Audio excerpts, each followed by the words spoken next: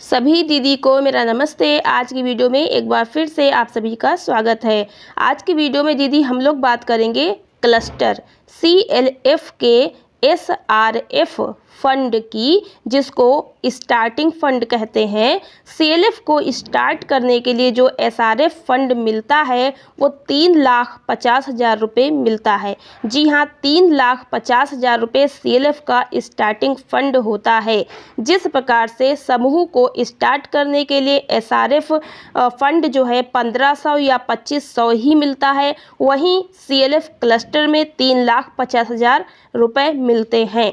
तो इस रुपए का किस प्रकार से क्लस्टर उपयोग करे और सही प्रकार से किन किन कार्यों में इसका उपयोग करना चाहिए, सरकार ये 3,50,000 रुपये CLF को स्टार्टअप फंड के रूप में क्यों देती है। तो दीदी उसके पहले आपको हम यहाँ पर बता दें कि एक व्यूअर ने कमेंट किया है, उनका कमेंट का आंसर देते चलते हैं, फिर आपको ये पूरी प्रोसेस हम आपको पूरी जानकारी बताएंगे। तो दीदी यहाँ पे कमेंट किया है चुन्नू लाल जंगड़ करके कुछ आईडी है। इसमें यहाँ पे कमेंट किया गया है इस पैसे को कितने दिन में पटाना है और कितना कितना पटाना है। दीदी पता नहीं किस तरीके से कमेंट किया था, खूब साफ तरीके से स्पष्ट अपनी बात को नहीं लिखा है। और ये कमेंट इन्होंने उस वीडियो को देखकर किया था जो मैंने पिछली वीडियो अपलोड करी थी कि ग्राम संगठन का जो SRF फंड होता है वो पूरा 75,000 रुपये होता है और वो आवर्ती अनावर्ती व्यय के लिए ग्राम संगठन को दिया जाता है। तो ग्राम संगठन का SRF हो गया 75,000, समूह का हो गया 1,500 और CLF का हो गया 3,50,000। तो अगर ग्राम संगठन का SRF के बारे में आपको जानकारी नहीं है, वीडियो नहीं देखी है, तो ऊपर आई बटन में, लास्ट में एंड स्क्रीन पर, नीचे डिस्क्रिप्शन में मिल जाएगी, जरूर देखिएगा।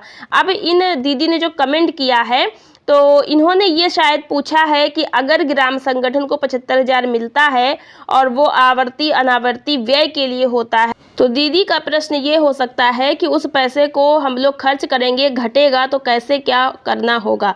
तो इसका आंसर हम वीडियो के लास्ट में आपको देंगे। हम बात कर लेते हैं आज की वीडियो में अपने टॉपिक पर, जो कि है CLF का SRF फंड 3,50,000 रुपये। उसको पहले समझ लेते हैं कि वो सरकार क्यों और किस कार्य के लिए देती है, आपको कहाँ कहाँ उसको खर्च करना है और कैसे करना है। और दीदी ये जो फोटो आप देख रही हैं ये CLF क्लस्टर की ही मीटिंग की फ़ोटो है। जो दीदी आज की वीडियो बहुत महत्वपूर्ण है, ध्यान से पूरा एंड तक अच्छे से देखिएगा। वीडियो पसंद आए तो लाइक शेयर कर दीजिएगा, चैनल पर पहली बार आई हैं सब्सक्राइब भी कर लीजिएगा। अगर हमसे बात करना चाहती हैं तो हमें इंस्टाग्राम पे DM कर सकती हैं, मैसेज कर सकती। स्क्रीन पर आपको इंस्टाग्राम ID स्टडी के सिर्फ दिखाई दे रही है। चलिए बात कर लेते हैं क्लस्टर फेडरेशन का जो 3,50,000 रुपया SRF का है। तो देखिए ग्राम संगठन की तरह ही यहाँ पर जो है 2 भागों में ये व्यय है। पहला है अनावर्ती व्यय, जिसको क्लस्टर फेडरेशन के निर्माण पर एक बार देय होता है, एक बार देय धनराशि है अनावर्ती व्यय, जो क्लस्टर को निर्माण करने पर, गठन करने पर मिलती है। क्लस्टर का गठन हुआ 3 महीने बाद आपको मिल जाएंगे कितना रुपया, 50,000 रुपया एक मुश्त। अब ये 50,000 रुपये जो हैं ये आपको कैसे खर्च करने हैं। जैसे आपका क्लस्टर का गठन हुआ तो क्लस्टर फेडरेशन हेतु आवश्यक सामग्री में, जैसे कि सरकारी कार्यालय भवन प्राप्त होने की दशा में मरम्मत हेतु, जब क्लस्टर का गठन होता है तो सरकार की तरफ से अगर आपको कोई भवन दिया जाता है, कोई स्थान दिया जाता है, सरकारी कार्यालय आदि, जहां पर आपको अपना कार्यालय क्लस्टर का स्थापित करना है, संचालित करना है और वहां टूट फूट आदि को ठीक करवाना, मरम्मत आदि करवाने के लिए, पुताई आदि करवाने के लिए पैसा खर्च करना है, तो उसके लिए। उसके अलावा है CLF का नाम और बोर्ड बनवाने के लिए, बड़ा सा बोर्ड आदि भी बनवाना पड़ेगा जिसपे CLF का नाम आदि भी लिखा होगा। फिर है कुर्सी, मेज, अलमारी, दरी, सफ़ेद बोर्ड, अभिलेख, रजिस्टर आदि, बहुत सारे ऐसे स्टेशनरी वगैरह हैं, पैड पे मोहर और पेंसिल और दुनियादारी जो भी होती है, मतलब इसमें खर्च होती है रजिस्टर में वगैरह के साथ में ऑफिस का संचालन करने के लिए। तो ये जो स्टेशनरी आदि है इन सब चीज़ों पे खर्च किया जाता है। जिस प्रकार से समूह में दरी बक्सा आदि के लिए 1,500 खर्च किए जाते हैं, ग्राम संगठन में 25,000 रुपये कुर्सी, मेज, दरी, अलमारी, बक्सा आदि पे खर्च किए जाते हैं, उसी प्रकार से क्लस्टर में भी 50,000 रुपये ऑफिस के ठीक ठाक मरम्मत आदि हेतु, और जो उसका क्लस्टर का मतलब स्टेशनरी है, रजिस्टर है, मेज कुर्सी दरी बक्सा आदि वहाँ भी, तो उसके लिए ये खर्च किए जाते हैं। टोटल 50,000 रुपये होते हैं। अब दीदी ये तो 50,000 हो गए आपके दरी बक्सा आदि, अलमारी कुर्सी मेज वगैरह के लिए। दूसरा नंबर है आवर्ती व्यय। ये 2 वर्षों के लिए आपको मिलता है, 2 साल का पैसा मिलता है, जैसे कि ग्राम संगठन को मिलता है वैसे ही। लेकिन यहाँ पर कितना क्या कैसे है, CLF लेखाकार का मानदेय, जो CLF का बुक कीपर होगा उसका मानदेय कैसे निकालेंगे। जब नया गठन हुआ होगा CLF का, तो CLF के नवगठित होने पर खुद का उसके पास इतना पैसा नहीं होगा, तो फिर सरकार की तरफ से फंड आएगा, इसी में से आपको मानदेय का भी प्रावधान करना होगा। फिर है VO अभिलेख रजिस्टर क्रय, यानी ग्राम संगठन के जो रजिस्टर आदि हैं उसका क्रय करना, लेखा अनुरक्षण आदि, कार्यालय का किराया। अगर किराए पे आपने CLF का कार्यालय बनाया है, सरकार तरफ से नहीं है, सरकारी कार्यालय नहीं है, और आपने किराए पे कहीं ले रखा है, तो उसका किराया भी आपको देना है।